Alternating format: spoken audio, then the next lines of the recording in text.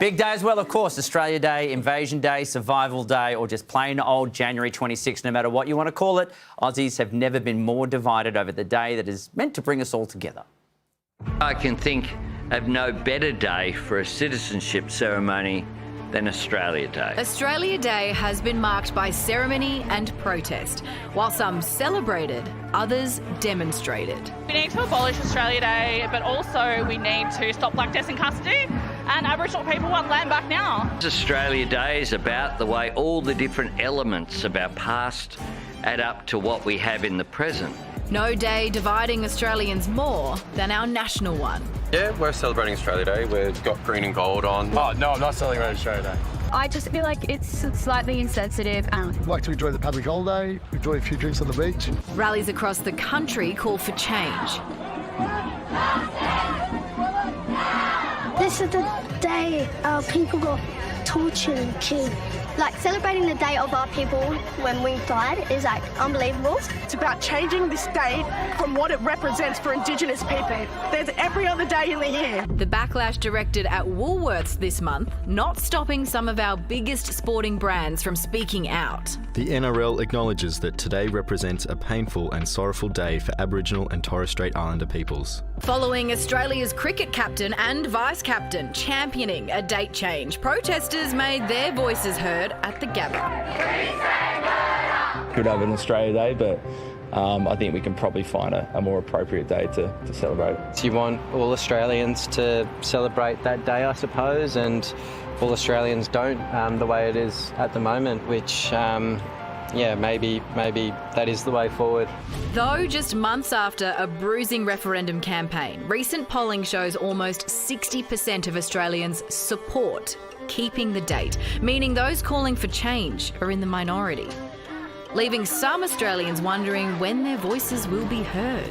We have been protesting this day since 1938. Australia Day only became a thing in 1994, and so it's Australia and the government that has caused this division. What we have is not an accident. It is our Australian values in action, the product of generations of hard work, sacrifice and cooperation. Senator Malarndirri McCarthy is with us. Senator, how would you describe what January 26 means to Australia in 2024? Well, certainly for me, it means a day of reflection, a chance to have a look at how far we've come, where we want to go, to also listen to those who have different concerns about today, but at the same time be really proud of our Australian of the Year, of our Senior Australian of the Year, Yalmay Yunupingu from Arnhem Land in the Northern Territory. So it is a day of mixed emotions, but one that I do reflect on and certainly respect the different views. The Prime Minister spent today fulfilling various ceremonial roles. Is there much support within the government to change the date? Well, our government has always said that the 26th of January will remain. We're certainly very aware of the calls by others, certainly those who've met at rallies across the country who are asking for the change to the date. I personally feel that there has to always be about a change of attitude. I think it's really important that our country looks at our history and tries to understand it. And it was one thing that I saw with the outcome of the referendum, that people across Australia still don't really understand that Australia does have a black history. So for me, I just think that we've got a lot of work to do to ensure that most Australians actually understand what our history is all about. Shadow Indigenous Affairs Minister Jacinta Nampijinpa-Price supports legislating for Australia Day to remain on the 26th of January. What impact would that have? Well, I wonder for what purpose, though. If the government sees the January 26th as the date, and if the opposition sees January 26th as the date, for what purpose would there be to legislate, other than to introduce laws? And when you introduce laws, laws also have penalties. So what? Is that an attack on democracy? You want to attack people, lock them up for having a say, for the fact that they think there should be a change in the date? Oh, come on. I think we're bigger than that. We're smarter than that. Do you think a change in attitude would inevitably lead to a change in the day?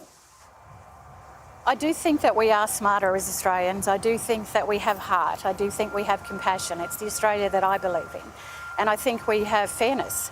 And I think we can find a way to work together. We've got to remember that our history was born of conflict. Our history, even with the convicts, was born with people who were already prisoners of this country. So our history isn't all that pleasant.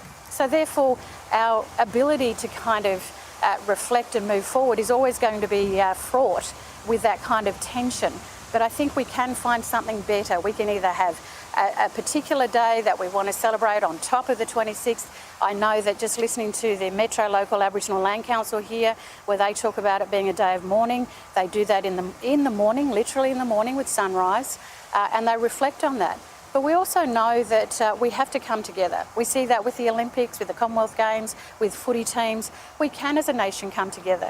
Why are we afraid of January 26th being a day to have these discussions and debate and just agree to agree to disagree? Do you think it's ever possible to have a day where Indigenous and non-Indigenous in this country just feel good about this country? Or is that not, and I'm not taking the piss, I mean literally, is that a possibility? We do that through our NAIDOC week, we do that through Christmas, we do that through Boxing Day, we do that through Anzac. We certainly respect and commemorate on those days. We do so many days throughout the year where we do come together as a nation. I think the 26th of January we should be unafraid and unashamed of having the diversity of views that we do have about how this country began.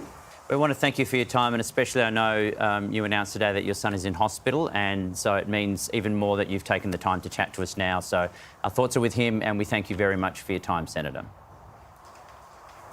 Thank you very much, and just a big shout out to my son and his girlfriend. I'm very proud of both of them.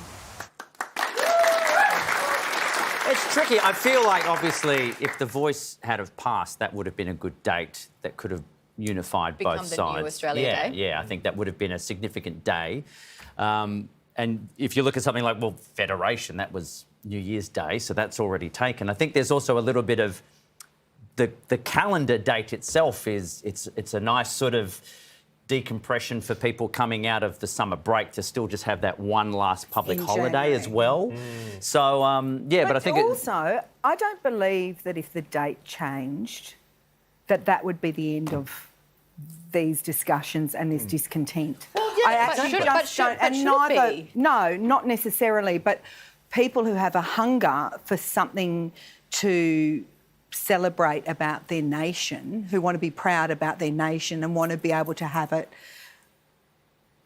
you know, on an annual basis, I think that's fair enough to want that. But it does lead to the greater discussion for us as a nation of acknowledging that past, so that we can celebrate where we are now, which we still haven't done, no matter what the day. We get through today, we get to tomorrow, we're still not having that discussion. This morning at boot camp, believe it or not, I go to boot camp, and after the class, and there was a group of like 22 people there or whatever, one of the guys went, "Anyway, everybody, happy Australia Day," and then sort of slunk away as though what he had said was shameful. And I went, it's just I know the reasons for it. I understand the reasons, but it's a great pity.